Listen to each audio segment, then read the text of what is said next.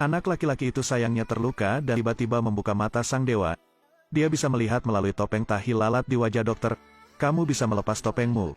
Boleh aku melihat-lihat? Oke. Dia bahkan bisa melihat cacing di dalam apel. Tetapi kekuatan mata dewa tidak hanya itu. Sore harinya, teman Trangdu datang mencarinya. Dia membual tentang memiliki pusaka keluarga. Sebagai pelanggan berusia di atas 80 tahun. Serahkan padaku. Katakan itu pusaka.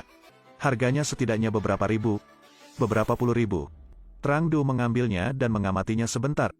Tiba-tiba, matanya memancarkan cahaya aneh. Kemudian semua proses pembuatan item ini muncul. Trangdu terkejut dengan pemandangan ini. Dia segera memberitahu Hoang Pufan bahwa ini palsu. Tapi Hoang Pufan tidak percaya. Trangdu juga bukan ahlinya. Dia juga mengatakan bahwa dia pasti akan menjual dengan harga tinggi. Keesokan harinya, keduanya pergi ke pasar barang antik. Melalui pemeriksaan, itu memang palsu. Namun Hoang Pufan juga mengecam pemiliknya karena tidak mengetahui cara melihat barang tersebut. Pada saat ini, mata Dewa Trangdu tiba-tiba bergerak. Dia menemukan bahwa labu berisi jangkrik di tangan pemiliknya memiliki simbol mistis. Jadi dia bertanya, "Bos, apakah ini milikmu untuk dijual?" Bos melihat Trangdu bingung, jadi dia bersiap untuk menipunya. "Kriket ini adalah satu-satunya peliharaanku. Jika kamu tulus, biarkan aku memberimu 2.000 yuan.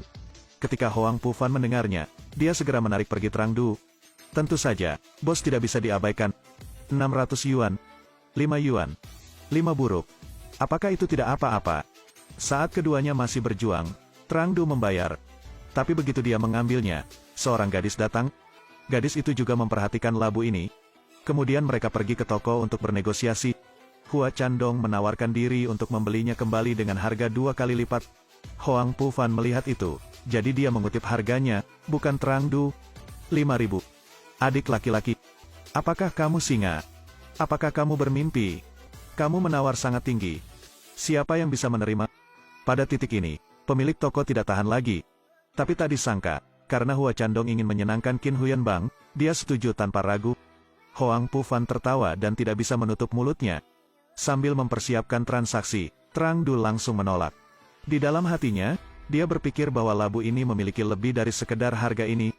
Wajah Hua Chandong menjadi hitam. Saat ini, Paman Duk mendengar kabar itu, jadi dia datang. Setelah diperiksa, labu ini setidaknya harus 10.000. Begitu dia mengatakan itu, Hua Chandong tertawa terbahak-bahak. Labu kain hitam ini harganya 10.000. Ini bukan hitam. Ini merah. Maaf, aku buta warna pasti. Atau kamu tidak bisa membedakan antara hitam dan merah? Dak tersenyum. Dengan persetujuan Trangdu, dia menggunakan alat untuk menyeka cat luar labu. Pemilik uang melihat ini dan segera berteriak. Bukankah ini San Haliu? Semua orang bingung, tidak tahu apa itu Tam Halu. Duk dengan cepat menjelaskan. Lotus dibuat paling awal. Ini Tam Halu. Apa yang dimainkan para pangeran dan pangeran?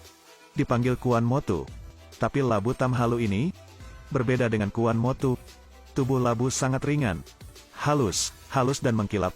Jangkrik di sana akan sangat nyaman. Resonansi juga bagus. Jadi suaranya sangat jernih. Poin ini sangat penting. Itu dia. Ketika pemilik labu tua mendengarnya, dia hanya bisa menghela nafas. Saat ini, Hua Chandong menawar. 30.000 saya beli. Hal-hal yang disukai Bang. Apapun aku akan membelikanmu. Hoang Pufan terkejut dan terdiam. Namun tak disangka, seseorang malah menawarkan harga yang lebih tinggi. Labu yang dibeli oleh orang ini berkat mata ajaibnya sangat berharga. Saya bayar 60.000. Kakak beradik. Labu ini, saya membayar 60.000 untuk membelinya kembali. Anda menghasilkan 1.000 kali lebih banyak. Tidak apa-apa. 80.000. 80.000. 80.000. Oke. Akhirnya, labu yang berhasil dibeli dan dijual Trangdu seharga 80.000 yuan. Melihat uang sebanyak itu, Trangdu dan Hoang Pufan tak bisa menahan tawa. Hanya dalam satu malam, dia menjadi jutawan. Tapi baginya, ini baru permulaan. Keesokan harinya, Trangdu dan Hoang Pufan pergi ke pasar lagi. Tetapi mereka tidak menemukan sesuatu yang baik. Pemilik melihat mereka dan ingin segera mengusir mereka. Ketika keduanya melihat ini, mereka tidak bisa menahan amarah. Mereka hendak pergi ketika tiba-tiba seorang pelanggan asing datang. Bos melihat bahwa ini pasti seseorang yang punya uang. Dia mengeluarkan sesuatu yang dikatakan sebagai tembikar terbaik di Beijing. Trangdu tidak bisa tidak tertarik. Dia melihatnya dengan mata ajaibnya. dan tiba-tiba semua proses pembuatan muncul di depan matanya. Ini jelas palsu. Awalnya, dia tidak bersimpati pada bos di sini, jadi dia telanjang bersamanya. Tidak ada yang nyata di sini. Itu semua palsu. Saya berani mengatakan itu bukan keramik biru dan putih. Hanya palsu. Terima kasih. Pria asing itu mendengarnya dan segera pergi. Ini membuat bos benar-benar tercengang. Dia dengan marah menyalahkan Trang Du. Hoang Pu Fan melihat situasinya tidak baik, jadi dia buru-buru menariknya pergi. Bagaimana mungkin bos membiarkan mereka pergi seperti itu? Dia mengejar. Anak-anak, kalian punya masalah hari ini, kau tahu itu. Cepat beri aku 1000. Vas porselen milikku itu akan menjadi milikmu. Trang Du sangat marah. Hoang Pu Fan masih bertarung dengannya. Situasi semakin mencekam. Zhuang Rui secara tidak sengaja melihat polisi wanita Miao Pipi. Dia segera menarik gadis itu untuk menghadapinya. Miao Pipi bingung. Gadis itu masih mengejar pria yang mencurigakan. Hanya dengan enggan membantu Trang karena meringankan pengepungan. Bos marah tetapi harus menanggungnya. Semuanya telah diselesaikan. Dua orang bersiap untuk berterima kasih.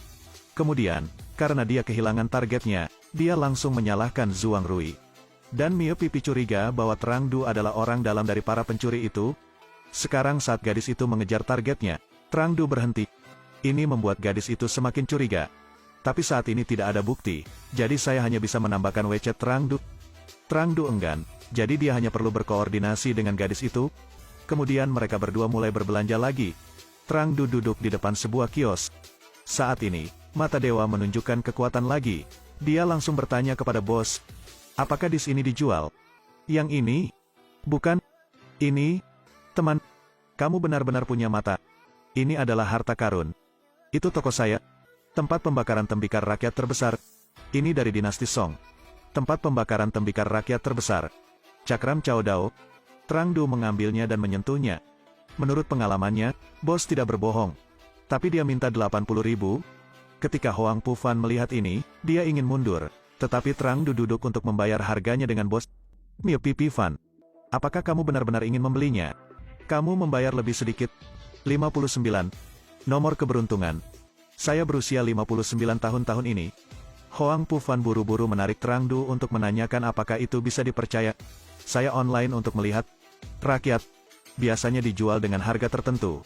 Dari 70.000 menjadi 4 juta. Jika ini benar, maka itu kata yang besar.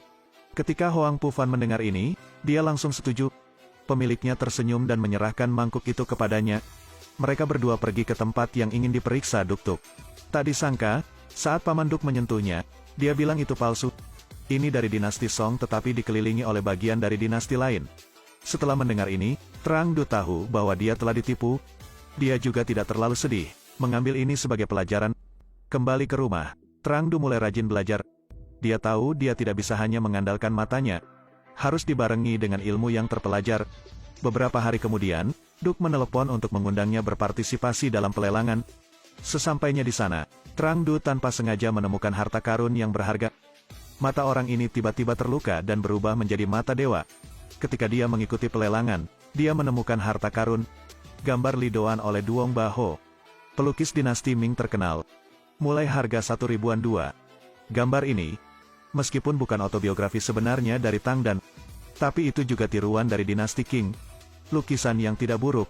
Layak untuk dikoleksi semua orang. Begitu orang mendengar bahwa itu palsu, mereka tidak lagi tertarik. Segera desak bos untuk memunculkan item berikutnya. Trang Du mengambil kesempatan untuk berbicara dengan cepat. Saya ingin membeli lukisan ini. Apakah kamu menyukainya? Harus. Tetapi, 1.002 terlalu mahal. Apakah 9.000 baik-baik saja?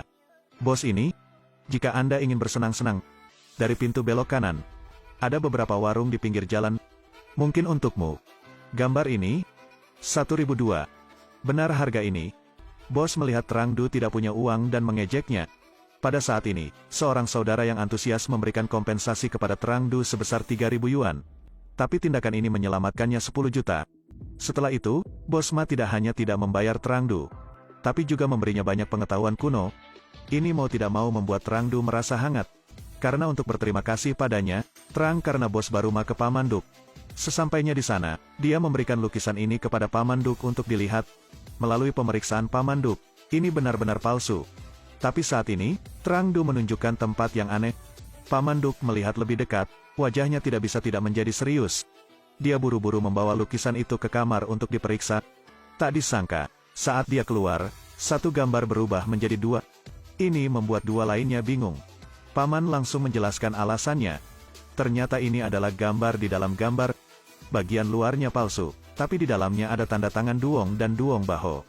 Saat ini, Tuan Ma sangat terkejut. Dia memandang Trangdu dengan mata yang tidak bisa dipercaya. Kenapa dia bisa menyadarinya? Trangdu tersenyum dan menjawab, "Karena buku yang kuberikan padamu, ada catatannya. Di masa perang, seseorang menggunakan cara ini untuk menutupi mata mereka. Untuk melindungi beberapa lukisan berharga, letakkan gambar palsu di atas, letakkan gambar asli di bawah. Jadi aku membelinya. Aku ingin menemukanmu untuk mengkonfirmasi tebakanku." Mendengar jawaban tersebut, Duk sangat senang. Saat ini, Hoang Pufan tidak bisa menunggu lebih lama lagi. Langsung tanya Duk berapa harga lukisan ini. Ini sulit dikatakan. Berapa banyak lelang? Belum melihat karya Tang Baho juga. Setidaknya puluhan juta yuan atau lebih. Mendengar harga tersebut, Trangdu pun kaget. Hoang Pufan sama senangnya dengan memenangkan jackpot. Saat keduanya tenggelam dalam kegembiraan, pemilik Ma langsung menawar, "Lukisan ini 15 juta, saya membelinya." Duk mengatakan harganya sangat masuk akal. Tapi Trangdu menggelengkan kepalanya lagi. Karena untuk membalas budi tadi, dia berniat menjualnya seharga 5 juta. Bos Ma awalnya ingin menolak. Tapi melihat mata Trangdu yang tulus, dia tidak ragu lagi. "Jadi aku menerima bagian dari cinta ini. Nanti saja jika kau membutuhkannya. Terima kasih kepada Tuan Ma. Telepon saja aku dan aku akan datang." Trangdu kembali menjadi jutawan. Kembali ke rumah, keduanya berencana untuk memulai bisnis.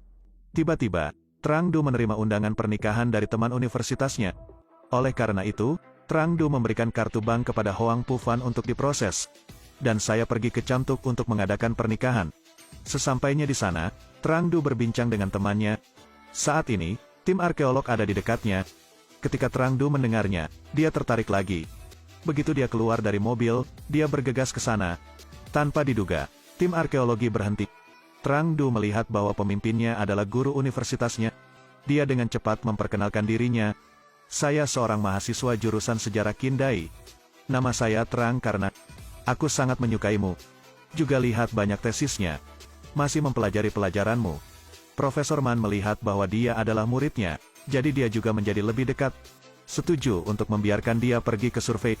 Trangdu tahu bahwa tempat ini awalnya adalah makam seorang jenderal. Tapi sudah berhari-hari dan masih belum bisa menemukan lokasi tepatnya. Trangdu berpikir kali ini mata ajaibnya bisa bekerja. Tapi sayangnya kali ini dia akan berada dalam bahaya besar.